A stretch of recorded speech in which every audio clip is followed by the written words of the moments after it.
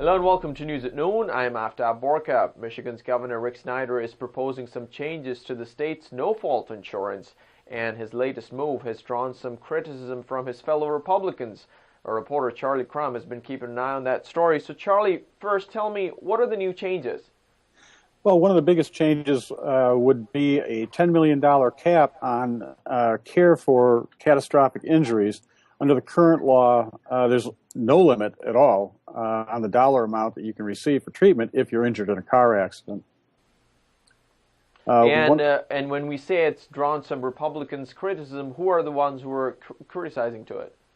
Well, a lot of people disagree with placing a $10 million cap on treatment for injuries from the accident fund, saying that that's money in case of a particularly catastrophic injury. That's money that could be used up very, very quickly and then leave people who still need continuing treatment without the funds to pay for it. And so who are the big opponents to it? Well, actually, right now, Governor Snyder and a couple lawmakers are behind the proposal that's been introduced, but there's indication that other Republicans don't agree with such a low cap on the insurance level. Among them are Oakland County Executive L. Brooks Patterson and a number of state lawmakers in the House, including, at least rumored to include, House Speaker Jace Bolger. All right, Charlie, thank you very much. And over the weekend, there were two altercations reported in Waterford Township. One of them involved two women domestic partners, and one of them ended up pulling out a gun at the other one.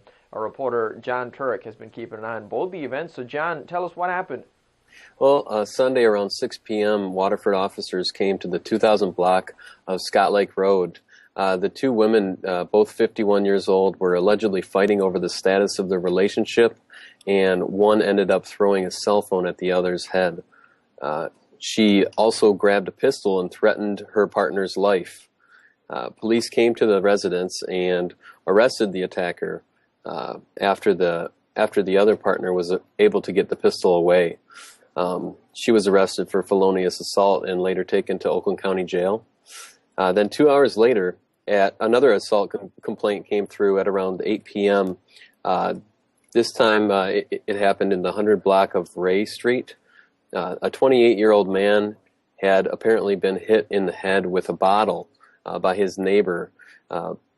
Supposedly the altercation came from a weeks-old argument, and Waterford police actually found the suspect, a 29-year-old Waterford man, hiding in the closet of his house. He was also arrested for felonious assault, and the 28-year-old was taken to a local hospital for treatment.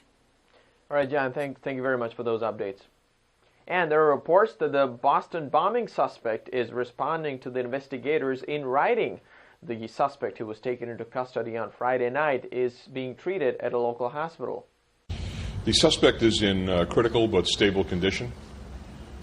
There is a special interrogation team from the Federal Bureau of Investigation that is standing by to talk to him. That hasn't happened yet. And until it does, and until the investigation is moved forward, we won't know definitively what other things may come. I can have no comment on the ongoing investigation, and the charges, I'm sure, will be coming out in the near future. I wouldn't talk about his specific injuries, but he's not in a condition to be interrogated at this point in time. A local organization has designed a yoga program for kids with autism. Roy J. Akers has more. At Switzer Elementary, music teacher Nancy Canavas saw the need for autistic students to have a positive outlet to improve their physical well-being, which is part of the mission of their district. And decided to submit the idea of incorporating yoga in their everyday life at school and at home. Her grant from the Utica Education Association allowed Delightful Yoga, a traveling business based out of Royal Oak. Delightful Yoga works with a curriculum providing both school and home strategies. A lot of times we'll encourage the parents to participate so that they can learn the tools too, so that when the child is having anxiety or going through something, that the parent can remind them, let's stop and take a few deep breaths here and connect with our body. With the breathing and stretching exercises, this has helped improve the classroom climate. Instructor Linda Bristol cites research on the yoga stimulating the students' minds.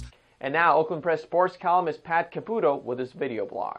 As the NHL's regular season comes to a close this week, the Red Wings are fighting for their playoff lives, trying to make it for the 22nd straight year. I don't think it's a hollow record. I think it's very important, something for the Red Wings franchise to hang their hat on. It's the longest by far currently in professional sports. And look, just get into the tournament, anything can happen. And I do believe that the schedule here this week sets up for the Red Wings. They're at home, they're against Phoenix, they're against the Kings, they're against the Predators. Those are all winnable games.